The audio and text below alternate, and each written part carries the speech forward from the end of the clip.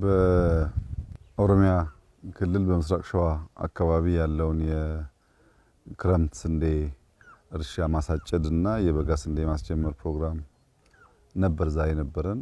ዘንድሮ በሀገር ደረጃ ክረምት ወደ 4.5 ሚሊዮን ሄክታር የሚጠጋ የስንዴ እርሻ ታርሷል። በበጋም እንደዚሁ ይታሰባል። ከ8.5 እስከ 9 ሚሊዮን ሄክታር የሚጠጋ ስንዴ በዚህ ዓመት ይመረታል። አምና ከነበረን ምርት አንጻር በእጅጉ የበለጠ እንደሚሆን ይጠበቃል።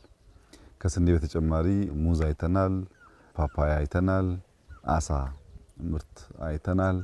እነዚህ ሁሉ በካርቦሃይድሬት እና በፕሮቲን እንዲሁም በፍሩቱ ያሉ ምግቦች ለጤናችን ገንዘብና ሀብት ለመጨመር በምግብ ራስ ለመቻል ሽጠን ለማትረፍ የሚያግዙ ጉዳዮች ናቸው። እንግዲህ ይሄ ጉዳይ እንዲሳካ በሀሳብና ፖሊሲ ብቻ ሳይሆን የገጠር ሽግግርን ለማረጋገጥ አንዱ ኢንትሪ ፖይንት ማሽን ማበራከት ነው።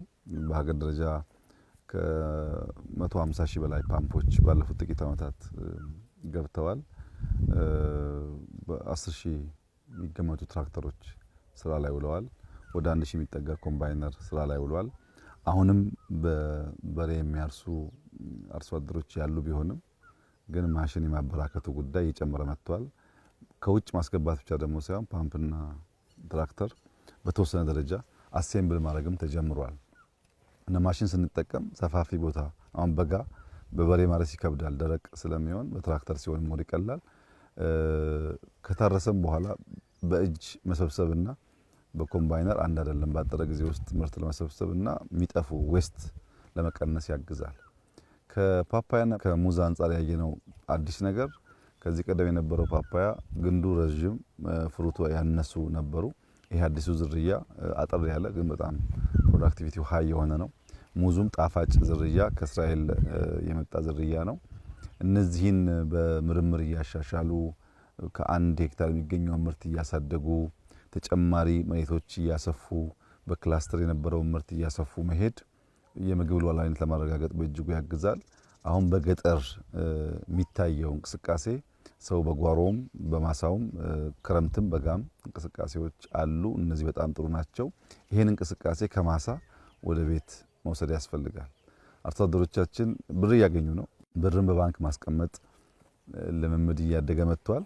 ነገር ግን ቤታቸው አልተቀየሩም።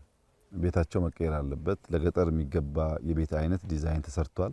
በገጠር ኮሪደር ውስጥ እንዳያችሁት አንድ ሰው ቤት ባዮጋዝ ያለው፣ ሽንት ቤት ያለው፣ የከብትና የሰው ቤት የተለያየ የሶላር ሲስተም ያለው አዲስ ጅማሮ አለና ይሄ መስፋት አለበት። ይሄን ፓፓያ የሸጠ ሰው ከተማ ብር ማስቀመጥ ከተማ ፎቅ መግዛት ብቻ ሳይሆን እዚህ ያለውን ጎጆ መቀየር የጎረቤት ቤት መቀየር ያስፈልጋልና በአርሶ አደሩ ህይወት ውስጥ መታየት አለበት። በልጆች ውስጥ መታየት አለበት።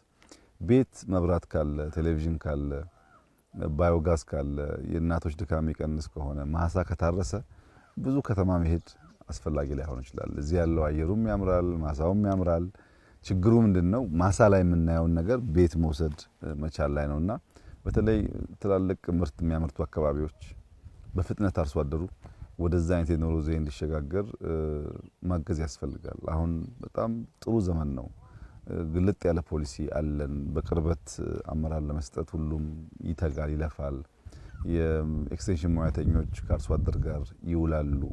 የወረዳ ዞን አመራሮች አንዱ የሚታዩት በዚህ ውጤት ነው የሚገመገሙት፣ እንደ ዋና ስራቸው ይወሰዳል። ይሄን እድል መጠቀም ያስፈልጋል። ከዚህ ቀደም ግብርናን በዚህ መንገድ ብንመራው ኖሮ አሁን የምናየው ውጤት ማየት እንችል ነበር። አሁን አምና የነበረው ምርትና ዘንድሮ የምንጠብቀው አይገናኝም። ከ8.5 ሚሊዮን ሄክታር በአቨሬጅ በ40 እንኳን ቢባዛ ምን ያክል ሊገኝ እንደሚችል መገመት ይቻላል። በ35 ቢባዛ ምን ያክል ሊገኝ እንደሚችል መገመት ይቻላል። ከዛ በላይ እንደሚገኝ ይታወቃልና ምርታማነት እያደገ ሲሄድ ገበያ ያረጋጋል፣ ገቢ ይጨምራል፣ ከውጭ የምናስገባቸው ምግቦች ይቀንሳል፣ ወደ ውጭ መላክ አቅማችን ያሳድጋል። ዘርፈ ብዙ ጠቀሜታ ነው ያለው። እንግዲህ ኢትዮጵያ ትቀየራለች፣ ትበለጽጋለች። በሚቀጥሉት 10 ዓመታት አፍሪካ ላይ ያላት ቦታ ይስተካከላል ሲባል ዝም ብሎ ፍላጎት አይደለም። መሬት ላይ ያሉትን ስራዎች በማየት ጭምር ነው። በእርሻ ያለውን ስራ በደንብ እንደምታዩት ተስፋ የሚሰጥ ነገር ነው። ብዙ ስራ ይጠበቅብናል፣ ግን ጅማሮ አስደማሚ ነው። እንግዲህ ስለ 8 ሚሊዮን ሄክታር ስንዴ የምናወራው ከ3 4 5 ዓመት በፊት ያው የት እንደነበርን ይታወቃል። በማዕድን ዘርፍ ቢወሰድ በጣም ብዙ ተስፋ ሰጪ ነገሮች አሉ። ኢንዱስትሪው በከፍተኛ ደረጃ ሪስፖንድ እያደረገ ነው። እነዚህን አስተሳስረን ምርታማን ተሳደገን ሀብት ካገኘን በኋላ አርሶ አደሩ የሚጠቀምበትን መንገድ ካመቻቸን የኢትዮጵያን ብልጽግና የማየት የኢትዮጵያን ተለውጣ በአዲስ ቁመና የመታየቷ ጉዳይ ተስፋ ሰጪ ይሆናል።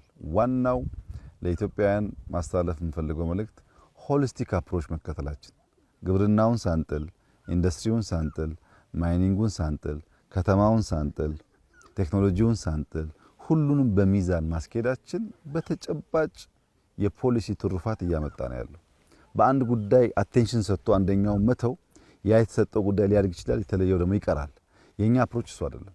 ዋና ዋና ኮር ሴክተሮች ይዘን ሌላ ሴክተር ደግሞ እየተሰናሰለ እንዲወጣ እያደረግን ስለሆነ በገጠር የሚታየው ለውጥ በከተማ ይታያል፣ በኢንዱስትሪ የሚታየው ለውጥ በግብርና ይታያል፣ በማይኒንግ የሚታየው ለውጥ በቱሪዝም ይታያል። ሚዲያው የሚያስጨሆው ብዙዎች የሚነጋገሩበት ጉዳይ ፓፓያ ሊሆን ይችላል፣ ግን ሙዝም የተሰራ ነው። ሚዲያ የሚያስጨሆው ጉዳይ ቱሪዝም ሊሆን ይችላል፣ ግን ኢንዱስትሪም የተሰራ ነው። እና ተስፋ በብዙ አለ። እንበርታ፣ እንስራ። ለማይረቡ ወሬዎች ተላልፈን አንሰጥ። ካልባሌ ጉዳይ ወጥተን በስራ በትጋት ብቻ ውጤት ለማምጣት እንጣር። ያልሰራ አይብላ ነው የሚባለውና ካልደከምን የሚመጣ ነገር የለም። በስራ ብቻ የምንቀይረው ሀገራችን ማንም ይቀይርልን የለም። የምንቀይረው እኛ ነን። የምንቀይረው ደግሞ በልፋትና በስራ ነው። ያንን ነገር የጀመርን ይመስለኛል። እንግዲህ ይሄን ማስቀጠል ከቻል ውጤታማ እንደምንሆን ተስፋ አደርጋለሁ። ባየሁት ነገር ደስ ብሎኛል። እንበርታ፣ እንስራ ማለት እወዳለሁ። አመሰግናለሁ።